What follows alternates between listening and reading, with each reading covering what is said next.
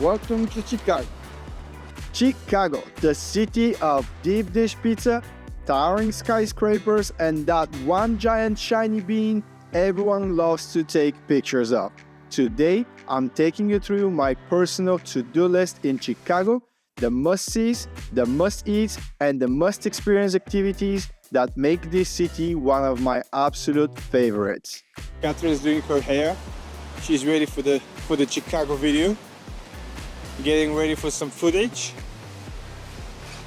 Let's kick off this video with what Chicago does better than anyone: skyscrapers. Because it is here that the world's first skyscraper was built in 1885, the Home Insurance Building. So if you do one thing only in Chicago, make sure that's the architecture boat tour. Some tours are a quick 45-minute spin. Others stretch to an hour, hour and a half, and prices generally float between 28 and 45 USD. But no matter which one you pick, you are in for a treat, my friend. A front row seat to Chicago's magnificent skyline from the river. These tours are like floating time machines, revealing how the city literally rose from the ashes after the Great Chicago Fire of 1871. Picture this: 18,000 buildings gone, a third of the city in ruins, and then, boom, they built it back better, taller, and shinier than ever. As you glide under those graceful bridges and gaze up at the steel and glass marvels, you will realize you are not just seeing architecture. You are witnessing a comeback story worthy of a Hollywood blockbuster. Plus, you will pick up enough juicy trivia to impress your friends back home. So grab a spot on the deck, lean back, and let the river tell you Chicago's epic tale. Trust me, you will love it.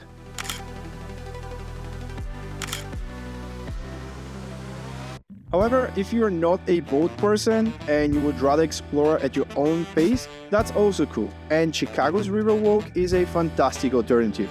You'll find restaurants, public art, and endless skyline views as you walk alongside the river. And if you're curious about my personal favorite buildings, stick around. I'll show you those in the second half of the video. Now, let's talk food. Here comes Kathy just at the right time to say hello. Hello. Kathy, what's one thing you love about Chicago?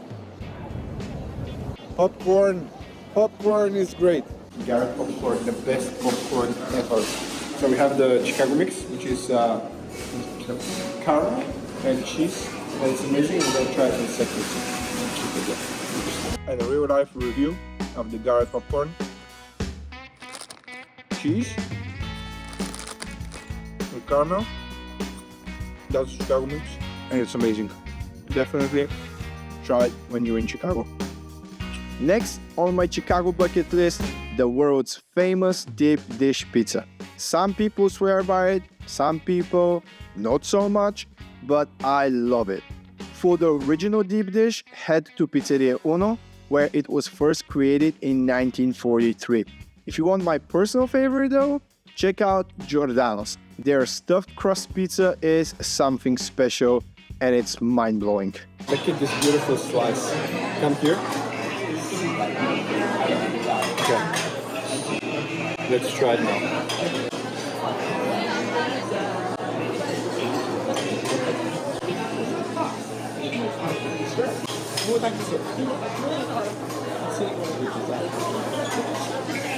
This is proper good. Nice. Alright, selfie time. We are talking about Chicago's most famous piece of public art, the Bean, or if you're feeling fancy, Cloud Gate. This is an absolute must-see on my list, because let's face it, where else in the world can you take a selfie with 110 tons of perfectly polished stainless steel plates reflecting the entire skyline and sky like a giant funhouse mirror? Designed by British artist Anish Kapoor and unveiled in 2006, this giant has become the unofficial mascot of Chicago. The name Cloudgate comes from the way it frames the sky and the city, creating a gateway to the clouds. But most people still call it the bean. It's the bean. It's the bean. It's the bean. There is a fountain here, you guys know, married with children. That fountain is over there, but it's not as impressive. Yeah, Alban. And hello everyone. That's here behind me is the Buckingham fountain.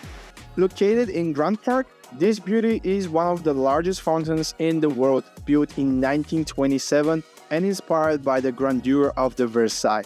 Sure, it might not be at the very top of my must-see list, but it is still a prime spot to kick back, relax, and watch the world go by on a sunny afternoon. Next up, we are heading to the sky with Willis Tower, formerly known as the Sears Tower and one of the most iconic landmarks of the city. Completed in 1973, it was the world's tallest building for 25 years. The Skydeck, on the 103rd floor, offers breathtaking panoramic sights that stretch across all of Chicagoland and even into 4 different states. But before you even reach those epic views, there is more to explore. On your way up, dive into Chicago's rich history at the Skydeck's Interactive Museum. And then, brace yourself for the ledge. It's a set of glass-floored balconies that stick out from the 103rd floor with only 1.5 inches of glass between you and the bustling city below. Tickets are around $44 USD, but for that once-in-a-lifetime perspective and all the fun facts you learn about Chicago, trust me, it's money well spent. Okay, so if you have checked all of those must-see sites and still have some time or energy left in the tank, don't worry, I've got some bonus Chicago experiences that won't disappoint. First, go check out Lake Michigan from Chicago's beautiful Shoreline. And ladies and gentlemen, we are at the, it's not the pier, but we're next to the lake. This is the Michigan Lake, and it's a huge lake. What else? 4 states, Catherine says here. Catherine, come jump. So this lake touches 4 American states. Wow. Lake Michigan is about 118 miles wide and 307 miles long and touches Illinois, Indiana, Michigan, and Wisconsin. It also got some serious beach game with over 1,600 miles of shoreline and more than 200 beaches.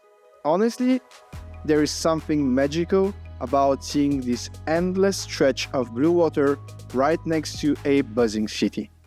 Navy Pier, a 3,300-foot long pier with restaurants, shops, and amazing views of the city skyline. And it's also my favorite place for an early morning jog, because it's beautiful and quiet.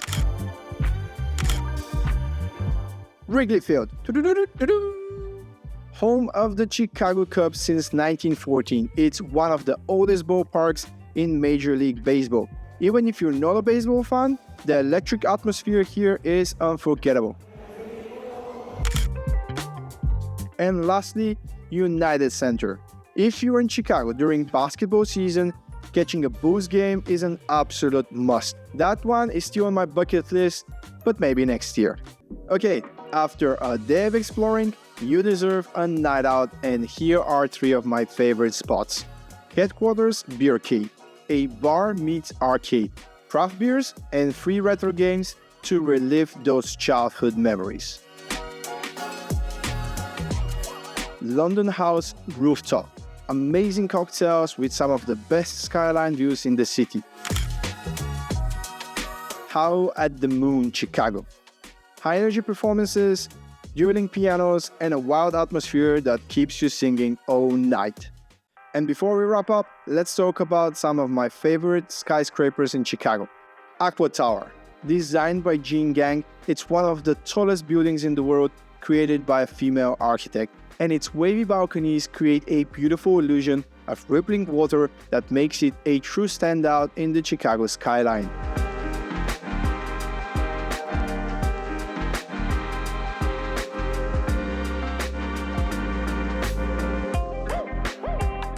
The Chicago Tribune. Completed in 1925, this neo-Gothic masterpiece is like a global museum in disguise. Embedded within its walls are over 150 pieces of famous landmarks from all around the world, including relics from the Great Wall of China, the pyramids of Giza, and even the Berlin Wall.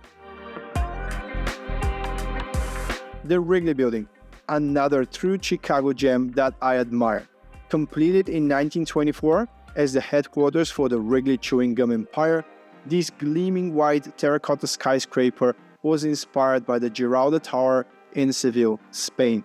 Its two towers are connected by an open-air walkway, making it an unmistakable part of Chicago's skyline. DuSable Bridge, formerly known as the Michigan Avenue Bridge. Opened in 1920, this double-deck bridge is a true Chicago classic, carrying both cars and pedestrians over the Chicago River in serious style. It's named after Jean-Baptiste Pont du Sablé, the city's first permanent settler, and the bridge itself is a real piece of history featuring beautiful Beaux-Arts towers and sculptures that tell the story of Chicago's past.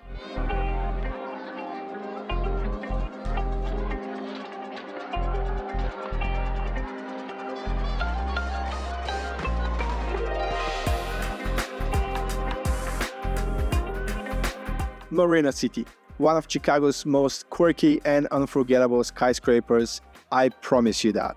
Completed in the mid-1960s, these twin corn-cob-shaped towers were designed by Bertrand Goldberg and were meant to be a city within a city. Each tower isn't just about apartments. They've got parking garages sparring up the lower floors, restaurants, a theater, and even a marina down by the river. These futuristic towers were way ahead of their time, mixing residential living with entertainment and convenience all in one spot.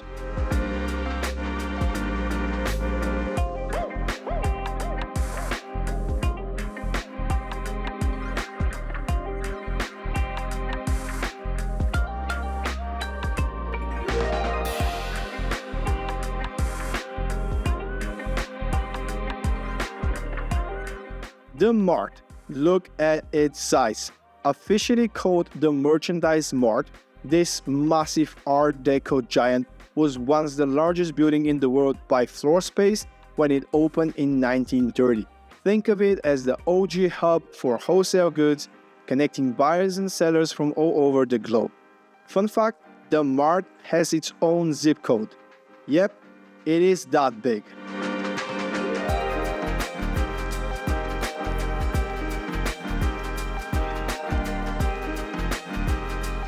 150 North Riverside, one of Chicago's coolest modern marvels in my opinion.